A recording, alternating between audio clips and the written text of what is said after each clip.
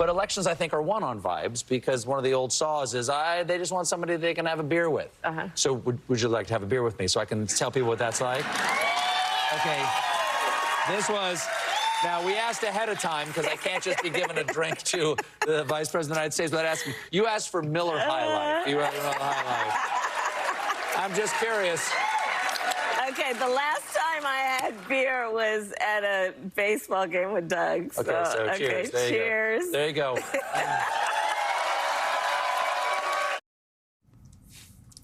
That was Vice President Kamala Harris last night having a beer on The Late Show with Stephen Colbert, wrapping up her 48-hour media blitz where she appeared on a variety of traditional and non-traditional outlets, from the Call Her Daddy podcast to Howard Stern, The View, and 60 Minutes. Those appearances seem to have gotten under the skin of her opponent, Donald Trump, who dropped out of his 60 Minutes interview. He posted a long rant this morning, so outraged that Harris' interview was supposedly sliced and diced, that he's now adding CBS to the long list of entities that he has grievances against, and claims that he will investigate should he get a second term. This includes ABC News for daring to fact-check him during last month's debate, and Google for only showing the bad stories about him. In the meantime, some of Trump's former employees and fellow Republicans are in Pennsylvania right now.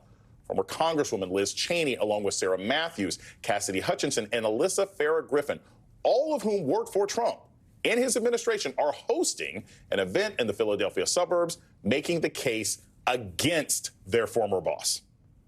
Joining me now to discuss is Jonathan Allen, NBC News senior national politics reporter, Maria Teresa Kumar, president and CEO of Voto Latino and an MSNBC contributor, and Rick Tyler, Republican strategist and MSNBC political analyst. So excited to have all of you at the table today. So I'll start with this, because I think for people who don't pay attention to politics, right, they're listening to podcasts. They're listening to Howard Stern. They care about things like what's happening with Stephen Colbert. Rick, I'll start with you. How effective do you think it is for the Harris campaign to have done all of this in 48 hours, right? Like, this wasn't spread out through the week. It was a massive, massive blitz at the beginning of this week to get to all these sort of non-traditional outlets. Look, I think it's enormously effective because these are you go to where the people are, you hunt where ducks are, and these are where the people are. The media will complain, and I'll complain about the media a little bit here. They'll complain that she's not going on the substantive hard news, answering the hard questions. But as a political operative, I'm not putting my people out in front of the hard news, in the last days of the campaign to mess it up. People have an instinctive nature about candidates, whether they like them or not. And when you have a beer with Stephen Colbert, it's a fairly likable moment. So I think it's very smart, and I do think it's very effective. The other thing the media likes to do is they like to do these debates, and then they say at the end of the debate, there was no substance. Well, I'm sorry, you can't give a substantive answer in 2 minutes with 1-minute responses. Right. If you want a substantive debate, have a Lincoln Douglas debate and let them talk for 2 hours. But no, that won't get ratings. So the media, I'm sorry, you can't have it both ways. I totally understand. Look, I say when people want policy substance, there's a website for that. You can find out that information if you actually care about it. Maria, this is the other thing that strikes me about these sort of soft interviews, et cetera, et cetera. I remember in 2012, one of the most important surveys and polls that I saw was asking the question whether you would have Barack Obama or Mitt Romney babysit your kids. Which one do you think would be more likely to stop their car and help you if you had a flat tire? And which one would you rather go on a road trip with?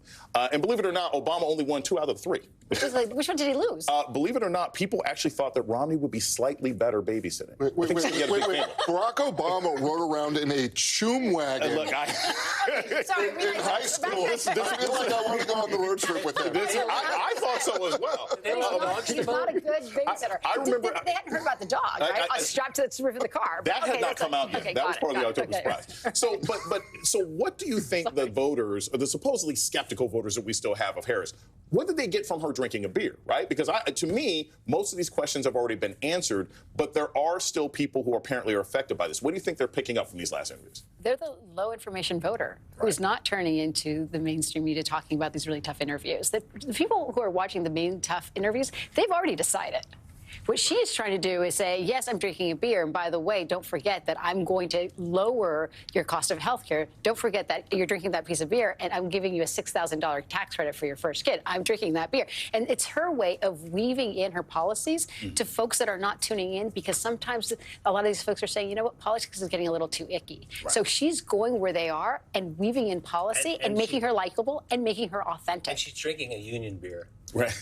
Look, there's one thing that Kamala Harris has nailed. She knows exactly who she's talking to, and she needs to win back voters that the Democrats lost to Trump. And you see them. You see them in the rural areas, and their signs are out. People who don't have two nickels to rub together. A lot of people they lost the working class voter. She needs to win white working class men, and that is who she's talking to, and she needs to win them in. She's also growing. So she has two folks, right? The white working class voter, yes, but she also needs to grow the youth vote. Right. Because it's the youth vote that overcompensates for the folks that are saying, I'm not quite sure. And I would actually say that she's the chunk of the independent white voters she has already won. Her job right now is to focus on growing that youth voter that still isn't sure if her policies are going to be for her or them. So, Jonathan, that's what I was thinking of. When I hear that there's a slew of Republicans in suburban Pennsylvania, right? So suburban Philadelphia, that's fine. These are all your nice people. They're going to go home. They're going to watch this. They watch The View. They like Abbott Elementary. That's fine, right? But I agree with Rick. I agree with Marisa. The real question is working class white guys who are uncomfortable with voting for a black woman to be president of the United States. Is this kind of media blitz talking to them? Because it doesn't seem like any of these shows that she's been on the last 48 hours are speaking to that group. Well, look, Sorry. Go ahead. No, I apologize. I'm sorry. I need to apologize. Well, first of all, I just want to say drinking a Miller High Life is an implicit contrast, because obviously she's trying to suggest to people that Trump is a low life, right? Which is that's pretty good. That's deep. That's a multi-level chess there. That's a multi-level chess. Okay.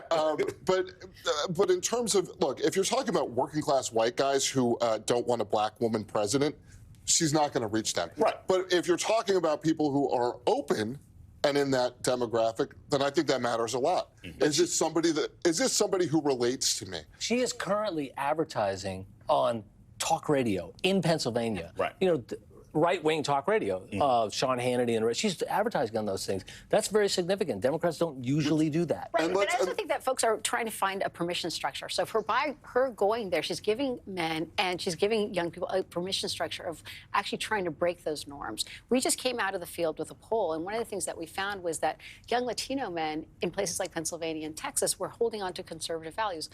And when we dug in deeper, it was more of like, well, can she really balance the checkbook? And then we were like, but your mother balances the checkbook, right? And so it's how do you actually create permission structures for them to be open to the fact that her gender might be impeding her when she has actually been able to demonstrate that she knows how to do the job. And getting on talk radio, getting on conservative talk radio, getting on radio often listened to across long rural stretches of Pennsylvania. Yeah. The Democrats have been trying to solve for a long time the margin of their losses in rural areas, right? Like, she's not going to win all those big counties. You just don't want to get blown out. But she wants to change that margin. Counts a big deal. Exactly. It's a big deal. Exactly. And this is what campaign strategists often forget. Well, we're going to lose that counter. We'll just not pay attention. Yeah. No. The votes you get out of the counter are just as important as the ones you win. That's right. Because they add up to the whole. And the problem that they have is they keep making efficiency decisions. Yeah. Right. So the efficiency decision is always going to be let's put our ad in Philadelphia. Let's make sure that the candidate goes to Philadelphia because there are more people. As well. But they're totally oversaturated. No, to your point. And sometimes you got to go out. And if you go out in one rural area, this is a Bill Clinton thing that I think really